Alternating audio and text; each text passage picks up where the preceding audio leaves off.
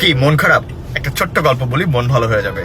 প্রচন্ড ঝড় হচ্ছে মাঝ সমুদ্রে, জাহাজ চূর্ণ বিচূর্ণ, সবাই মারা গেল, কিন্তু একজন মানুষ ভাগ্যক্রমে ভাসতে ভাসতে একটা দ্বীপে চলে আসলো। আসার পর প্রথম দিকে তার মন যথেষ্ট খারাপ। প্রতিদিনই সে সৃষ্টিকর্তার কাছে প্রার্থনা করতো, আল্লাহ কোনো একটা জাহাজ মিলিয়ে দাও, আমি যেন বাসায় যেতে পারি কোনোভাবে। একদিন যায়, 2 দিন যায়, মাস যায়, কেউ আসে না হেল্প করতে।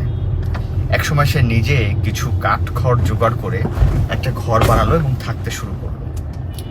কিছুদিন পর একদিন মাছ ধরে ব্যাক করার সময় সে দেখলো তার বাসাটায় আগুন জ্বলে গিয়েছে এবং পুড়ে ছাই। সে সৃষ্টিকর্তাকে বলল, আমার একটাই ঘর ছিল, তুমি এটাও কেড়ে নিলে।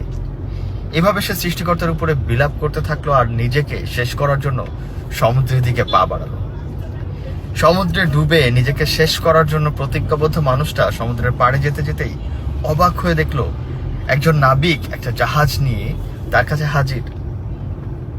সে অবাক হয়ে জিজ্ঞেস করলো, এতদিন আমি এখানে ছিলাম, কেউ আমাকে হেল্প করতে আসেনি, আপনি কে ভাই, কোথা থেকে আসলেন? বলল, কিছু সময় আগে আপনি যে ধোঁয়া পাঠিয়ে সিগন্যাল দিয়েছেন, এর মাধ্যমে আমরা বুঝতে পেরেছি আপনি হয়তো বিপদে আছেন, তাই আমরা এখানে চলে এসেছি।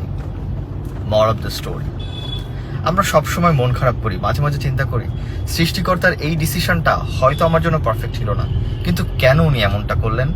আর এভাবে নিজেকে হারিয়ে ফেলি, ব্লেম করতে থাকি, আমার ভাগ্যটাই সবচেয়ে খারাপ। কিন্তু না, এটা উচিত না। উচিত ওইটাই যেটা হচ্ছে, এটাই সৃষ্টিকর্তার ডিসিশন, আর মেনে নেওয়া, অপেক্ষা করা ওই মুহূর্তের জন্য যেই মুহূর্তে আমার জন্য সেরা পুরস্কার অপেক্ষা করছে।